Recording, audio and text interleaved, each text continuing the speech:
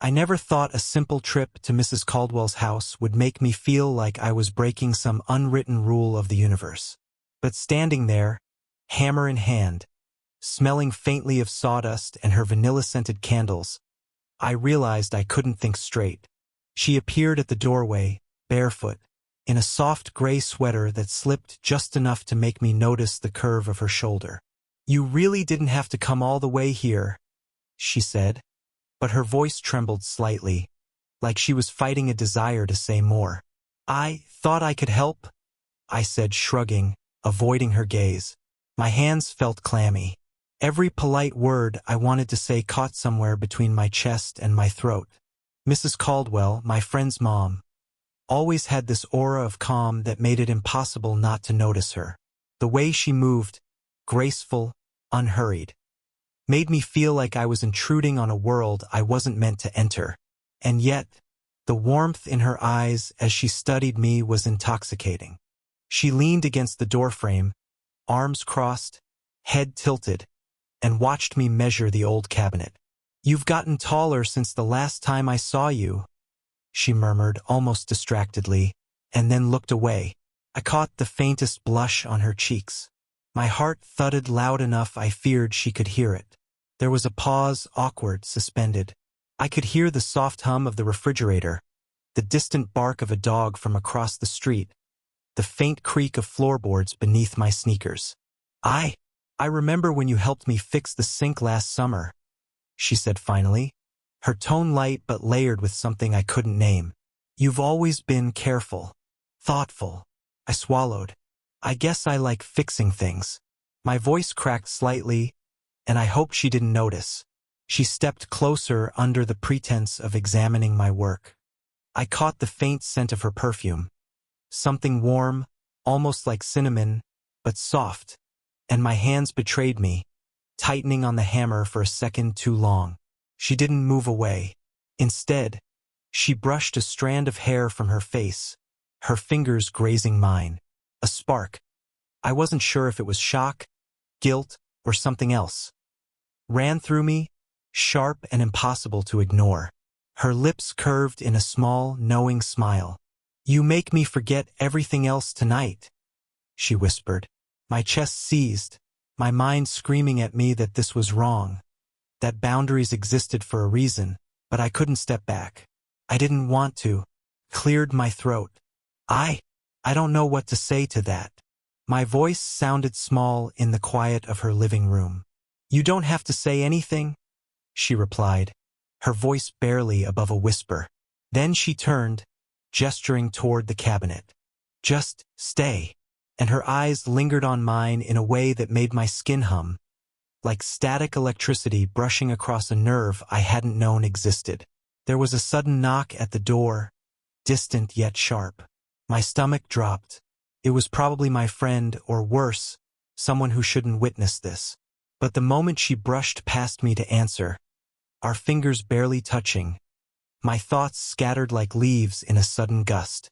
And in that brief, suspended heartbeat, I realized everything was about to change. One look, one touch, one whispered sentence, and the rules I'd lived by no longer seemed to matter. I wasn't ready for it, but I was already falling. I should have left. Every rational part of me screamed to grab my backpack and bolt down the street. But I didn't. I stayed. Couldn't.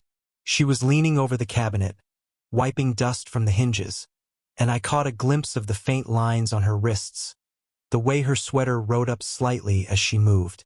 Things no one else noticed. Things that made her feel real, vulnerable, and achingly human.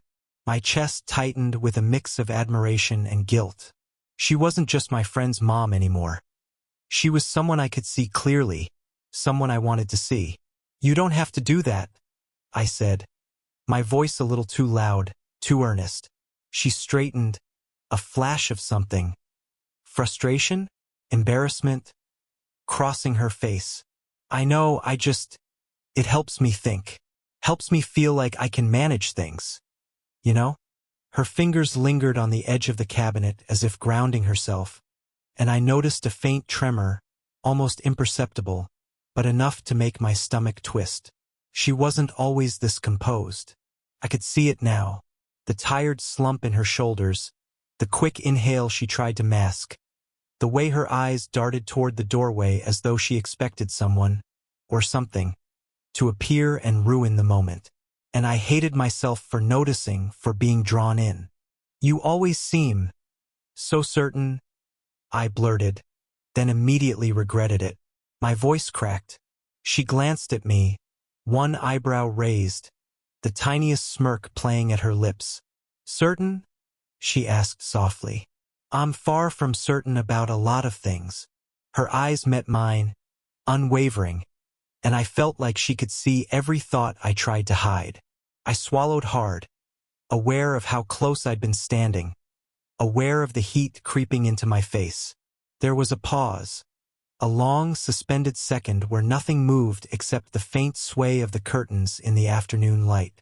"You don't have to leave," she said finally, her hand brushing against my arm as she reached for a screw. The contact was brief, almost casual, but it burned through me, leaving a trail of heat that made my fingers clench around the screwdriver I hadn't realized I was holding so tightly. I could stay a bit longer," I said before I even processed it. My brain screamed at me to stop, to retract, but my mouth had already betrayed me. She nodded, a small, almost imperceptible smile curving her lips. "Good.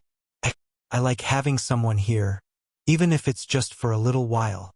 I wanted to say so much more, things I shouldn't, but my words faltered. Instead, I just watched her, memorizing the subtle curve of her neck, the way her hair caught the sunlight, the warmth in her voice that made my rational mind do backflips. And in that quiet, suspended tension, I realized how dangerously close we were to crossing a line neither of us had any business approaching. Yet neither of us moved away. I was already hooked. I told myself I was imagining it, that the heat in my chest, the way my hands shook slightly as I reached for a wrench, was nothing more than nerves. But when her hand brushed mine again, accidental, she insisted, but lingering longer than necessary, I felt the room shrink around us. She straightened, letting out a small, almost inaudible sigh, and I caught her shoulder as she turned to adjust the cabinet door. I froze, aware of the faint pulse beneath her skin through the soft fabric of her sweater. My brain screamed at me to step back, to respect every boundary I had ever known, but my body refused. "You're really good at this," she murmured, voice low, eyes downcast. "I don't think I could have done it alone." Her words were innocent enough, but the slight quiver, the way she avoided looking at me, made me feel like I had stumbled into forbidden territory. I swallowed hard, trying to focus on the screws, the alignment of the hinges, anything but the subtle warmth radiating from her arm where it had brushed mine. I just like helping," I said, voice too loud, betraying the tension I desperately tried to hide. Then, just as I was about to regain some semblance of control, her phone buzzed on the counter. She glanced at it, a flash of hesitation crossing her face. I realized she hadn't spoken a word in a few minutes, but the space between us felt electric. "I should probably," she began, but then the knock at the door interrupted her. We both froze, hands hovering over the workbench. My stomach dropped. Maybe it was a neighbor. Maybe it was my friend. Anyone who might catch this, anyone who might see us like this. "Go ahead," I said, my voice tight. "I can handle it." She shook her head, a small, almost mischievous smile tugging at her lips. "No. I want you to stay." Her hand brushed my arm again as she said it. Innocent, she claimed, but my chest ached, and every rational thought I had about why this was wrong evaporated. I tried to step back, just a fraction, to regain some distance, some sense of normalcy, but she subtly shifted closer, as if instinctively reading my hesitation and deciding it didn't matter. You don't have to say anything," she whispered, barely audible, just for me. Her fingers lingered on mine as she adjusted the cabinet, her warmth seeping into my skin, embedding itself in every nerve. I wanted to pull away, to tell myself it was a mistake, that this couldn't happen. But even as the thought formed, I realized I couldn't. The pull between us, the tension humming like a wire straining under weight, was too strong. A flicker of fear ran through me. What if someone saw? What if we said the wrong word, made the wrong move? But beneath it, beneath the caution, was something sharper, more consuming. Desire, curiosity, a quiet surrender to the impossibility of what we were teetering toward. Her eyes met mine, and for a heartbeat, the air between us stopped. Everything else, the buzzing phone, the knock, the rules, the world, dropped away. And in that suspended, dangerous silence, I knew one thing. Either we step back now or everything about this evening changes. I didn't want to step back. The air between us had grown heavy, almost tangible, like the quiet just before a storm breaks. I was adjusting the cabinet, pretending the screws demanded my full attention, but I knew she could feel the tension radiating off me. She didn't move, didn't speak, just watched, and every glance made my pulse stutter. I shouldn't be here, I blurted before I could stop myself, the words tumbling out like a confession I didn't intend to give. My hand froze mid-turn of the wrench. I felt ridiculous, exposed. But the moment the words left my mouth, her expression softened, and something raw flickered in her eyes. "You're here," she said quietly, almost to herself. "And I don't want you to leave." Her voice trembled just slightly, betraying the calm she always tried to carry. The casual air was gone, replaced by something heavier, urgent. I swallowed hard. "But, you know this is complicated," I said, my words clumsy, failing to capture the storm inside me. "Complicated?" she echoed, stepping closer, her fingers brushing mine as she reached for a loose hinge. That small contact made my chest seize, my stomach twist. "Yes, but isn't life always a little complicated?" She tilted her head, eyes searching mine, daring me to meet her truth with mine. I wanted to tell her everything. The way my thoughts kept returning to her, the warmth I felt when she looked at me, the ache I couldn't name. But my voice caught, my courage faltering. "You make me feel something I haven't felt in a long time," she said suddenly, her words sharp against the quiet room. Her hand lingered near mine, almost brushing, almost retreating. "And I can't pretend it isn't there." I froze. My hands tightened on the cabinet. My lips parted, but nothing came out. Every rational part of me screamed to step back, to respect the invisible line, but another, stronger part, the part that had been awake since the first brush of her fingers, yearned to cross it. We both knew we were teetering on a precipice, each heartbeat stretching the tension between us. She took a small step closer. My eyes flicked to hers, searching, questioning, silently begging for permission I wasn't sure I deserved. "I shouldn't," I whispered finally, almost to myself, the words thick with hesitation. But even as I said them, my body leaned forward, betraying my caution. Her gaze held mine unwaveringly, and then she tilted her head slightly, just enough to close the space between us without speaking another word. The quiet that followed was suffocating, electric, loaded with everything we hadn't dared say. For a heartbeat, or maybe a minute, the room existed only for us. Her eyes, the warmth of her hand near mine, the subtle sway of her body in the soft afternoon light. It all pressed against me, demanding I answer a question neither of us had dared to voice aloud. And in that suspended silence, I realized that whatever happened next would change everything. I just didn't know if either of us had the courage to leap. I thought I knew the room, the quiet tension, the careful rhythm we'd fallen into. Then her phone buzzed again, this time with a message that made her pause, her eyes widening slightly. She fumbled with it, and for the first time the composed calm I'd been drawn to cracked, just a little. "It's from him," she said softly, voice trembling. My heart sank before I even knew who him was. "Who?" I asked cautiously, trying not to betray the dread twisting my stomach. She looked up at me, a strange mixture of embarrassment and urgency flashing across her face. My ex. I haven't spoken to him in years. But he's coming by tonight. She laughed softly, almost nervously, brushing a strand of hair behind her ear. I didn't expect anyone. I froze. Part of me wanted to retreat, to step back and pretend I hadn't been feeling this impossible pull toward her. But another, stronger part, selfish and unrelenting, stirred in my chest. The thought of someone else occupying this space, of her smiling at him the way she'd smiled at me, made my pulse spike in ways I wasn't prepared to admit. I should go, I asked, but my voice lacked conviction. I didn't want to go. Not yet. No, she said quickly, shaking her head. Stay. I need someone here.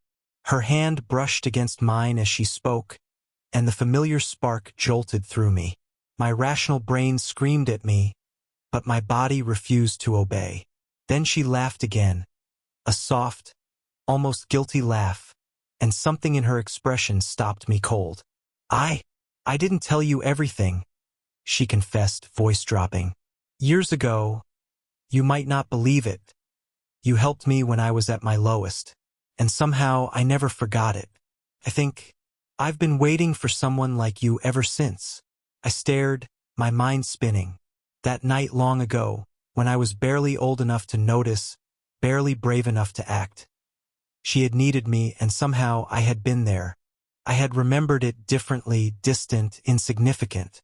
But her words made it feel alive, urgent, and impossibly intimate. My throat tightened. I had no idea, I said, feeling both embarrassed and helpless under her gaze. My hands itched to reach for hers, to reassure her, to say the things my mouth couldn't form. She stepped closer, closing the tiny space between us. It doesn't matter, she said, voice low, almost desperate. All that matters is now. And you're here. Her fingers found mine, holding them lightly but firmly. The room seemed to shrink again, the afternoon light fading just enough to make her eyes glimmer with something unspoken. I wanted to tell her everything. How long I'd thought about her. How impossible it felt to care like this. But the words stuck, lodged in my chest. And in that fragile, charged moment, I realized that the twist, the revelation of the past, the arrival of someone else, the unspoken truths between us, hadn't pushed us apart. It had pulled us closer, tethering our emotions with a thread that neither of us could ignore. Her hand in mine, her eyes searching mine, her breath so close. I knew, with terrifying clarity, that everything had changed. This wasn't just tension anymore. This was inevitability. The late afternoon light had softened into a golden glow, spilling across the living room like a promise. We stood side by side, hands still lightly clasped, neither of us speaking, both of us savoring the quiet certainty that had taken months, or maybe years, to arrive. She smiled, a little shy, a little triumphant, and I realized how much had shifted. The tension, the uncertainty, the impossible longing. It had all melted into something real, tangible, and utterly human. We weren't perfect. We weren't pretending. We were just together. I never thought this could happen, I murmured, brushing a fingertip along hers. Not like this, not like us. Neither did I, she admitted, leaning slightly into me. Her head rested against my shoulder for a brief second, a gesture so small it could have been missed, but I noticed every millisecond. But I'm glad it did, that we finally stopped running from it. We laughed softly, the kind of laughter that carries relief, recognition, and a shared secret all at once. The world outside, the expectations, the judgments, the complications could wait. This moment belonged solely to us. As I helped her adjust the cabinet one last time, our hands brushed repeatedly, lingering each time longer than necessary. I realized it wasn't just about attraction or curiosity anymore. It was about connection. Seeing her, the real her, with all her flaws, all her warmth, all her quiet strength, had made me realize I wanted more than fleeting moments. I wanted her, fully, without apologies, without boundaries that mattered less than the heartbeats we shared. She caught my gaze and smiled, eyes shimmering with unshed emotion.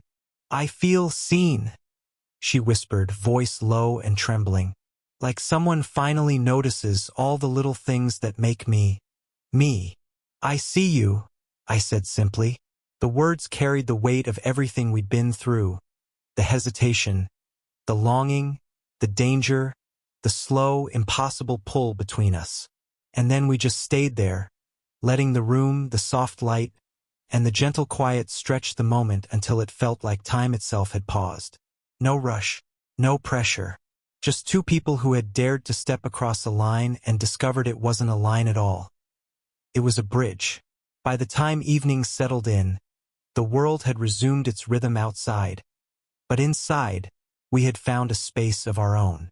A space where laughter, touch, and whispered confessions could exist without shame or fear.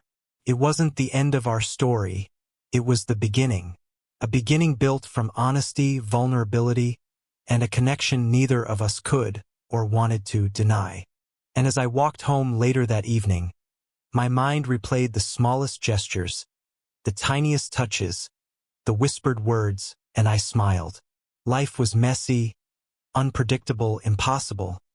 But sometimes it was also exactly what you needed.